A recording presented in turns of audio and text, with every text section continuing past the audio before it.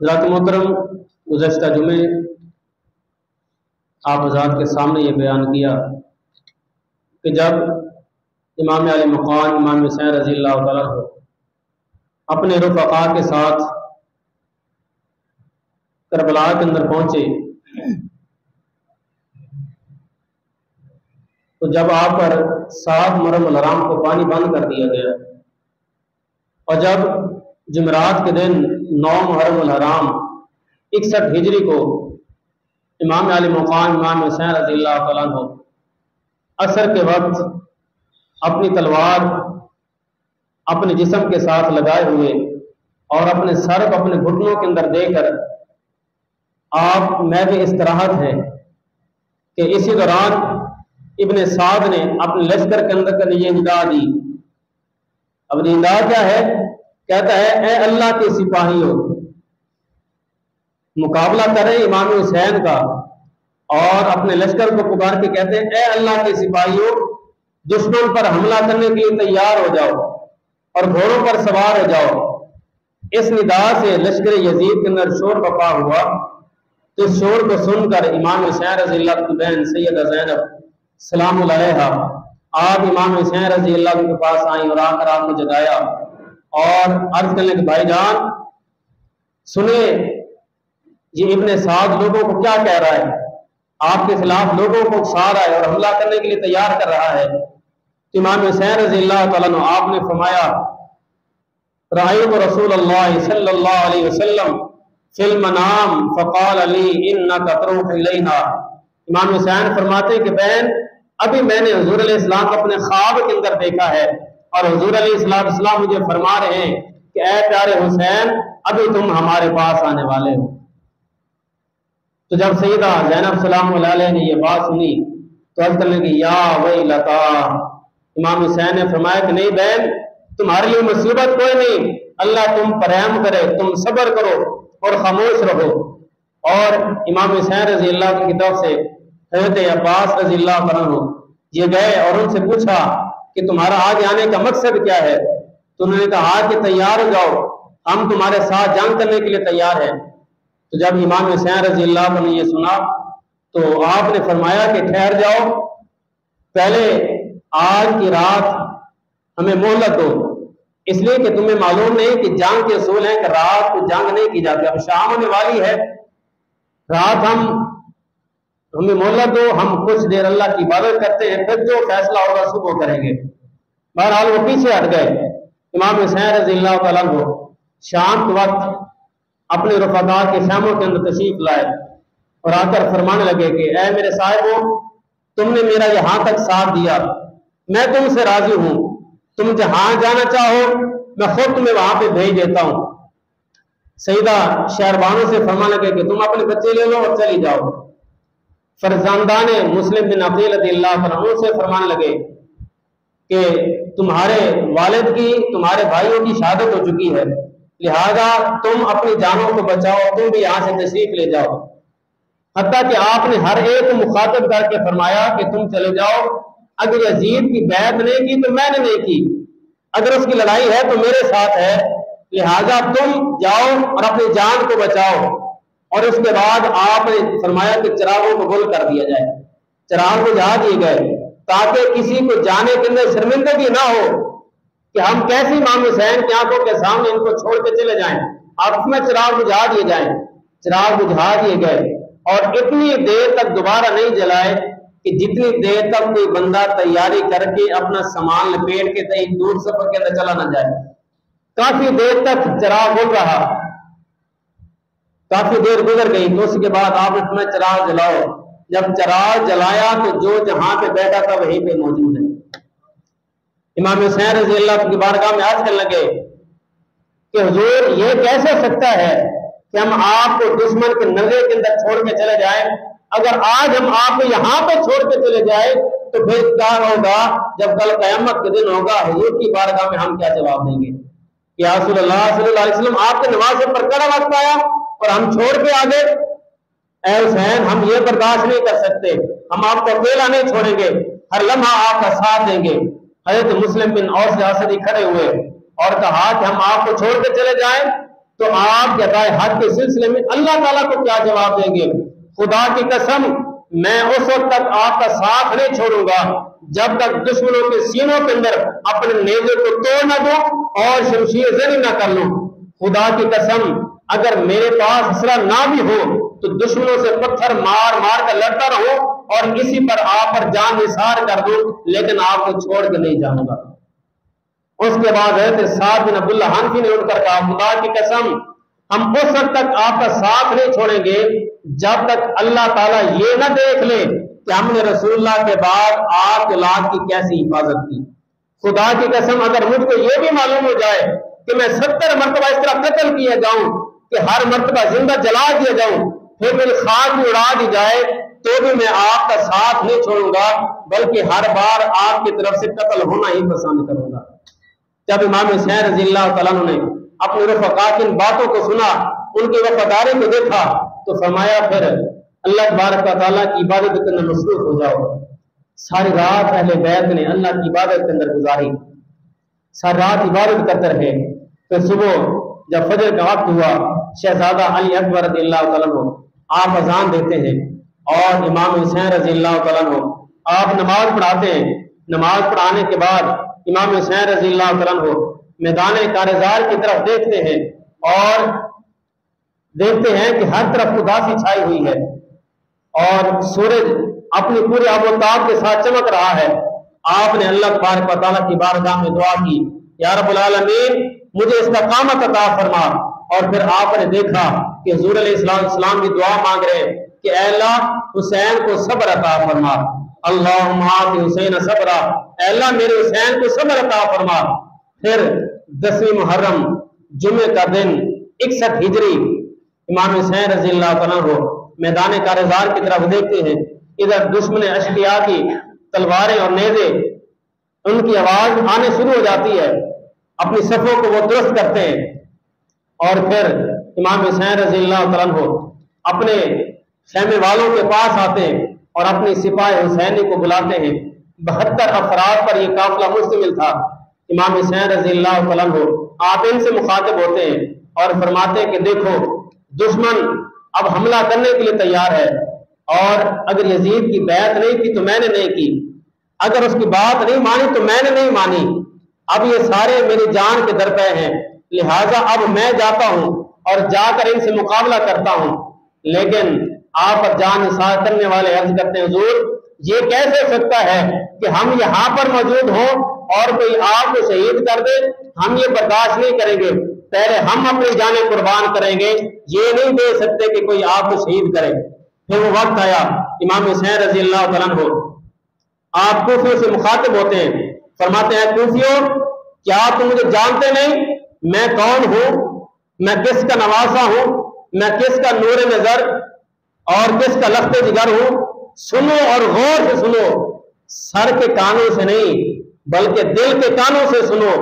اگر تم واقعی اپنے آپ کو مسلمان کہلاتے ہو تو جس نبی کا کلمہ پڑھتے ہو اسی نبی کا میں نواسا ہوں، میں اس رسول کا نواسا ہوں جس رسول نے میری خاطر خطبہ چھوڑ دیا، میں اس رسول کا نواسا ہوں جنہوں نے میری خاطر سجدوں کو طول دے دیا، میں وہ نواسا ہوں کہ جس کے متعلق حضور علیہ السلام نے ارشاد فرمایا میرا حسین جنتی جوانوں کا سردار ہے، میں وہ نواسا ہوں کہ جسے روتا دے کر حضور علیہ السلام خود پریشان ہو جایا کرتے تھے، اور میں اس علی کا لخت جگر ہوں جس کے پیچھے تم نمازیں پڑھتے رہے ہو، اور میں اس سیدہ فاطمہ الزہرا سلام اللہ علیہا کا فرزند ہوں کہ جس کے متعلق حضور علیہ السلام نے ارشاد فرمایا کہ یہ میری فاطمہ یہ میرے جگر کا ٹکڑا ہے، اور فرمایا ہماری شان یہ ہے کہ اللہ نے ہماری شان کے اندر قرآن کے اندر آیات نازل فرمائی، آیت تحید اتری ہے تو ہمارے حق میں نازل ہوئی، فرمایا ہمارا گھرانہ وہ ہے جس گھر کے اندر قرآن نازل ہوتا رہا،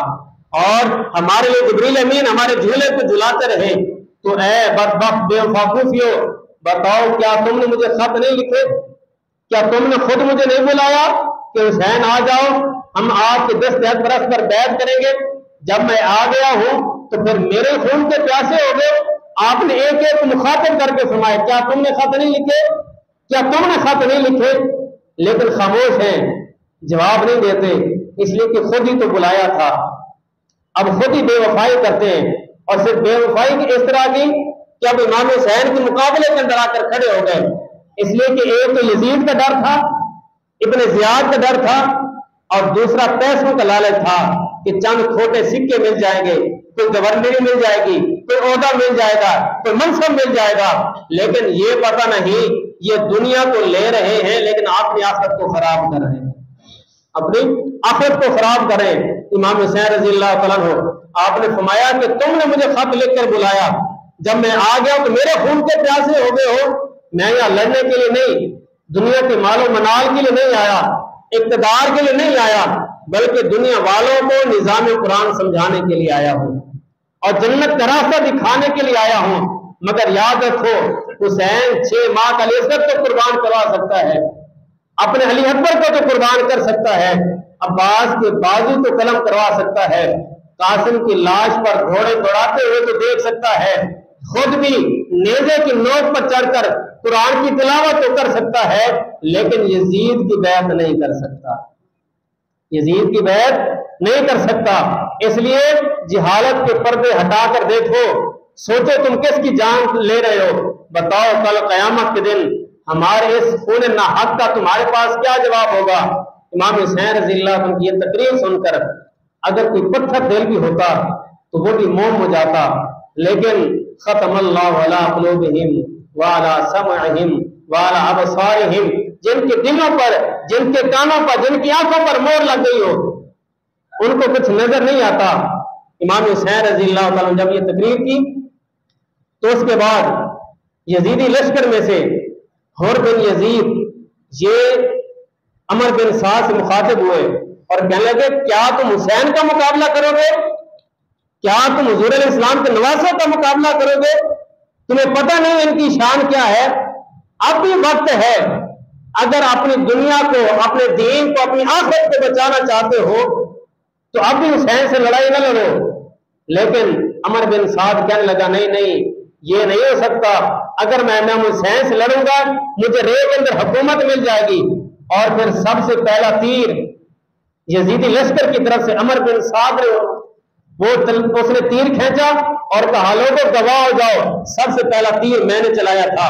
اور ادھر حضرت حر بن یزید جو یزیدی لشکر کی طرف تھے اپنے گھوڑے کو ایل لگاتے ہیں، امام حسین کی بارگاہ میں حاضر ہو جاتے ہیں اور عرض کرتے ہیں حضور میری خطا کو معاف فرمائیں، میں نے آپ کے پیچھے 3 نمازیں ادا کی تھی اور آپ کا مقتدی بنا تھا، آج مقتدی بننے کا حق ادا کرنے کا وقت آ گیا ہے، لہذا میری خطا کو جو میں نے آپ کو روکا تھا میرے خطا کو معاف فرمائیں اور مجھے اپنی طرف سے مجھے لڑنے کی اجازت عطا فرمائیں۔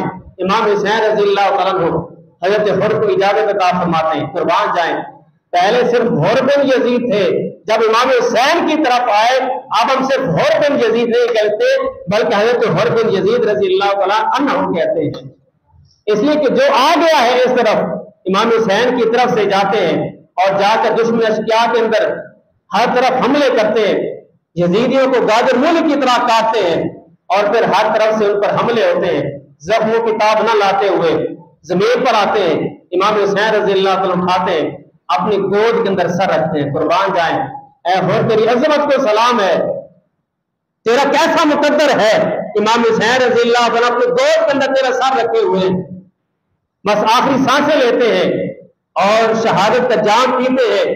امام حسین فرماتے ہیں اے پیارے حر کما سمت کا وانت الحر فی الدنیا والآخرہ، اے حر جس طرح تیری ماں نے تیرا نام حر رکھا ہے اسی طرح اللہ نے دنیا کے اندر بھی تجھے حر بنایا ہے، اللہ نے تجھے آخرت کے اندر بھی حر بنایا ہے۔ حر کا معنی آزاد ہے، یعنی کہ اللہ نے دنیا کے اندر بھی تجھے آزاد کر دیا، کل آخرت کے اندر بھی اللہ تجھے جہنم سے آزاد فرما دے گا۔ جب حضرت حر رضی اللہ تعالیٰ عنہ شہید ہوئے تو حضرت وہب بن عبداللہ کلبی رضی اللہ تعالیٰ عنہ یہ بنی علیم میں سے ہیں، یہ ابھی ان کی شادی کو چند دن ہوئے، آپ کی والدہ آپ کے پاس آئیں اور آ کر کہنے لگی بیٹا امام حسین رضی اللہ عنہ پر کڑا وقت ہے، دشمن حملہ کرنے کے لیے تیار ہے اور بے شک تو میرے بڑھاپے کا سہارا ہے، لیکن دیکھ امام حسین رضی اللہ تعالیٰ عنہ حضور علیہ السلام کے نواسے ہیں، مہربانی کر میں چاہتی ہوں کہ تو جا امام حسین کی طرف سے دشمنوں سے لڑ، جام شہادت نوش کر۔ بیٹا कितना बड़ा मुअद्दब है। अर्ज करता अम्मा जान, आपसे पहले तो ये ख्वाहिश मेरे दिल में मचल रही थी, आपका हुक्म आ गया है, मैंने पहले आपकी कोई बात नहीं टाली, अब भी नहीं टालूंगा, लिहाजा मुझे सिर्फ इतनी सी इजाजत अता फरमाए कि मैं जाकर अपनी अहलिया से चंद बातें कर लूं, जिसने सारी जिंदगी मेरे नाम कर ली थी, शादी को भी 17 या 18 दिन हुए हैं, तो मैं जाता हूं अपनी अहलिया से इजाजत ले लूं। तो आपकी वालदा फरमाने लगी, बेटा औरतें नाकिसुल अकल होती हैं, हो सकता है वो तुम्हें रोके और कहे कि ना जाओ, अपनी जान को बयान ना करो। तो हजरत वाब बिन अब्दुल्ला कल्बी कहने लगे, अम्मा जान अब इस दिल के अंदर अहले बैत की मोहब्बत घर कर चुकी है, कोई जितना मर्जी रोके, कोई जितना मर्जी कुछ कहे, दिल से अहले बैत की मोहब्बत निकल नहीं सकती। अपनी अहलिया के पास है और आकर कहने लगे कि मैं जा रहा हूं इमाम हुसैन की तरफ से दुश्मन पर हमला करने के लिए, मुझे इजाजत अता करो। तो उसने कहा कि फिर ऐसा करो, तुम तो जा रहे हो, मैं पीछे अकेली रह जाऊंगी, बस इतना कर दो, इमाम हुसैन की बारगाह में अर्ज कर दो कि ए इमाम, जब मेरा शौहर का इंतकाल हो जाए तो फिर मुझे भी अपने घर की कनीजों के अंदर रख ले, अपने घर की कनीजों के अंदर रख ले। ऐ मेरे सरताज, मैं आपको इजाजत अता करती, जाए जामे शहादत नोश करें। हजरत वाब बिन अब्दुल्ला कल्बी रज़ियल्लाहु तआला अन्हु को लेकर दोनों माँ भी और उनकी अहलिया भी लेकर इमाम हुसैन की बारगाह में हाजिर होती हैं और अर्ज करती हैं कि आपकी वालिदा कहती मेरे बेटे को इजाजत अता फरमाएं, आपकी अहलिया कहती मेरे शौहर को इजाजत अता फरमाएं ताकि ये जाए और जामे शहादत नोश करे। इमाम हुसैन रज़ियल्लाहु अन्हु इजाजत अता फरमाते हैं। वाब बिन अब्दुल्ला कल्बी मैदान कारज़ाय की तरफ बढ़ते हैं और दुश्मनों पर हमला करते हैं, यहाँ तक के तीरों की तलवारों की बारिश होती है, जामे शहादत नोश करते हैं। और जब आपकी लाश उठाकर इमाम हुसैन खैमे के अंदर लेकर आते हैं, आपकी अहलिया आपको देखती है और चूमती है और उसी वक्त उनके फिराक के अंदर वो भी वहीं पे विसाल कर जाती है। कुर्बान जाएं, एक एक आपका जान निसार आप पर जान कुर्बान कर रहा है, हर एक ने अपनी जान कुर्बान की। फिर जब जान निसारों ने अहले बैत अपनी जान कुर्बान कर चुके, तो फिर अहले बैत के चश्म चराग इन्होंने अपनी जानों का नजराना पेश करना शुरू किया। हज़रत अब्बास अलमदार रज़ियल्लाहु अन्हु जो सिक़ाए अहले बैत हैं, जिनको सिक़ाए अहले बैत का लक़ब मिला, जो अलमदार हैं, झंडा जिनके हाथ के अंदर था, हज़रत मौला अली के फर्जंद हैं। और ये बात याद रखें कि मैदान करबला के अंदर सिर्फ इमाम हुसैन और हज़रत गाजी अब्बास अलमदार या मौला अली के बेटे मौजूद नहीं थे, बल्कि इसके अलावा भी आपके 4 बेटे, मौला अली के 4 बेटे और भी मौजूद थे। और उनके नाम क्यों नहीं बताए जाते? इसलिए कि उनके नाम मौला अली ने अपने यारों के नाम पर रखे थे। हज़रत अबू बकर बिन अली, हज़रत उमर बिन अली, हज़रत उस्मान बिन अली, हज़रत जाफर बिन अली, ये भी मैदान करबला के अंदर शहीद हुए हैं। ये मौला अली के बेटे और हज़रत गाजी अब्बास अलमदार ये 5वें बेटे और इमाम हुसैन रज़ियल्लाहु 6ठे बेटे, ये 6 बेटे इमाम हुसैन रज़ियल्लाहु समेत 6 बेटे मौला अली के मैदान करबला के अंदर शहीद हुए। तो गाजी अब्बास अलमदार जब आप खैमों के अंदर तशरीफ लाए, सैयदा ज़ैनब सलाम अलैहा आप फरमाती हैं, गाजी अब्बास भैया दरिया पे दौड़े जाना, मशकीज़ा ये उठाकर पानी को जल्द लाना, भाई देखो ये बच्चे प्यास से तड़प रहे, जाओ पानी लेकर आओ। हज़रत गाजी अब्बास अलमदार रज़ियल्लाहु अन्हु इमाम हुसैन से इजाजत लेते हैं कि हुजूर मुझे इजाजत अता फरमाएं, मैं जाऊं और दरियाए फरात से पानी लेकर आऊं। इमाम हुसैन फरमाने लगे कि भाई आपको मालूम है कि उधर 500 सवारों का दस्ता मौजूद है जो दरियाए फरात की निगरानी के अंदर मसरूफ है कि कोई पानी ना ले सके, लिहाजा पानी लेने जाना अपने आप को मौत के मुंह के अंदर देने के मुतरादिफ है। मैं आपसे दरखास्त करता ना जाएं, इसलिए कि भाई बयान दे दर्द नौबे तो भाई बयान दिया बावा बाप सिरां दे ताज मोहम्मद ते मामा ठंडियां चावा। भाई तो मेरा बाजू है, जब तू चला गया मेरे पीछे भाई नहीं रहेगा, मेहरबानी कर तू न जा। कहा भाई देखे तो सही बच्चे प्यास से तड़प रहे, इजाजत अता फरमाएं। इमाम हुसैन रज़ियल्लाहु अन्हु इजाजत अता फरमाते हैं, मशकीज़ा उठाते हैं और दुश्मनों की सफों को चीरते हुए दरियाए फरात के किनारे पर पहुंचते हैं और एक चुल्लू पानी का अपने चुल्लू के अंदर लेते हैं, पीने लगते हैं। तो सईदा सकीना की प्यास याद आती है, अली असगर का तड़पना याद आता है, पानी को उछालते हैं, मशकीज़ा भरते हैं और मशकीज़ा भरने के बाद घोड़े पर सवार होते हैं।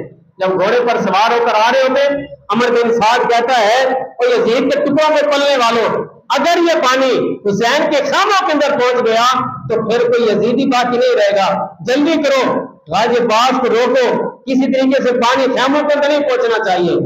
एक यजीदी आगे बढ़ा और हजरत गाजी अब्बास अलमदार रज़ियल्लाहु अन्हु के कंधे पर वार किया। ये कंधा जब उनका नीचे उतरा तो आपने मशकीजे को दूसरे कंधे के अंदर लटका लिया। जब वो दूसरे ने ये इस पर वार किया, मशकीजे को अपने दांतों के अंदर पकड़ लेते हैं ताकि पानी किसी न किसी तरीके से खैमों के अंदर पहुंच जाए। और फिर जब ये दांतों के अंदर मशकीजे को मजबूती के साथ पकड़ के घोड़े पर सवार होके खैमों की तरफ बढ़ रहे हैं, एक शख्स ने फिर तीर मारा जो आके मशकीजे के अंदर लगा, वो पानी सारा वहीं पे गिर गया। और फिर हजरत गाजी अब्बास अलमदार रज़ियल्लाहु अन्हु उन पर तीरों की बारिश होती है, जख्मों की ताब न लाते हुए घोड़े की जीन से फर्श जमीन पर आते हैं और जाम शहादत नोश करते हैं। हजरत इमाम हुसैन रज़ियल्लाहु अन्हु उठाते हैं और उठाकर खैमे के अंदर लाते हैं और सईदा सकीना से फरमाते हैं, बेटा सकीना, अपने चचा को माफ कर देना कि पानी लेने के लिए गए थे नहीं लाए। आज अगर वफा की बात होती है तो गाजी अब्बास अलमदार रज़ियल्लाहु अन्हु नाम सबसे पहले आता है, तो इन्होंने भी जाम शहादत नोश की। फिर उसके बाद सईदा ज़ैनब सलाम अलैहा आप आती हैं, आकर अर्ज करती हैं, भाई जान, भाइयों को बहनों पे बड़ा मान होता है, बहनें भाइयों से बड़ा प्यार करती हैं। मैं आपकी बारगाह में एक अर्ज पेश करने आई हूँ, मेहरबानी करें, नाना के दीन पर सारे कुर्बान हो रहे हैं तो मेरा भी तो हिस्सा मिलना चाहिए। ये ख्याल करें, ये मेरे दो शहजादे औन और मोहम्मद, इनको भी मैदान कारज़ार के अंदर जाने की इजाजत अता फरमाएं। ज़ैनब के बाग में भी दो फूल थे महकते, ज़ैनब ने वो भी दोनों राहे खुदा दिए हैं, सैयद ने करबला में वादे निभा दिए हैं, दीन मुहम्मदी के गुलशन खिला दिए हैं, सैयद ने करबला में वादे निभा दिए हैं। तो सैयदा ज़ैनब अर्ज़ करती, भाईजान मेहरबानी करे मेरे बच्चों को भी जाम शहादत नोश करने की इजाजत अता फरमाएं। इमाम हुसैन फरमाने के, बहन मैं ये गवारा नहीं कर सकता कि मेरी बहन की गोद उजड़ जाए, मेहरबानी कर अपने बच्चों को ले जा, तेरे बुढ़ापे का सहारा बनेंगे। तो बहन कहती है कि भाई बताओ, मैंने ऐसे बुढ़ापे को सहारे का क्या करना है कि जो नाना के दीन पर कुर्बान ना हो, जो भाई पर कुर्बान ना हो। बहनें तो सारा कुछ भाइयों पर फिदा करने के लिए तैयार हो जाती हैं, लिहाजा मेरे बेटों को भी इजाजत अता फरमाएं। इमाम हुसैन रज़ियल्लाहु अन्हु इजाजत अता फरमाते हैं। दोनों शहजादे नन्ही सी उम्र है और छोटे छोटे हथियार उठाए, छोटी छोटी तलवारें उठाए मैदान कारज़ार की तरफ बढ़ते हैं और दुश्मनों पर हमला करते हैं। इसलिए कि कोई आम नहीं है, मौला अली के नूरे नजर है, उनके पोते हैं, उनके नवासे हैं, लिहाजा इमाम हुसैन रज़ियल्लाहु जब इजाजत का फरमाते दोनों मैदान कारज़ार के अंदर पहुंचे, दुश्मनों पर हमला करते हैं, यहाँ तक कि हर तरफ से तीरों की तलवारों की बारिश होती है। दोनों शहजादे जामे शहादत नोश करते हैं। इमाम हुसैन उठा के खैमों के अंदर लाते हैं और फरमाते, बहन ले, अल्लाह ने तेरी कुर्बानी को कबूल कर लिया, अल्लाह ने तेरी कुर्बानी को कबूल कर लिया।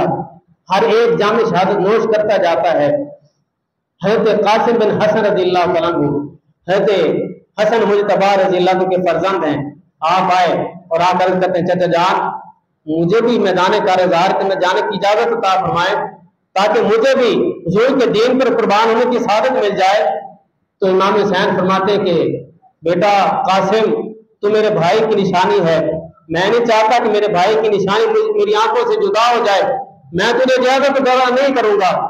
जब देखा कि चाचा जान इजाजत अता नहीं करते, हज़रत कासिम रज़ियल्लाहु अन्हु एक तवीज निकालते और कहते हैं कि चाचा जान, मेरे बाबा ने ये तावीज दिया था और फरमाया था जब कोई मुश्किल वक्त आए तो बेटा इसको खोल के पढ़ लेना।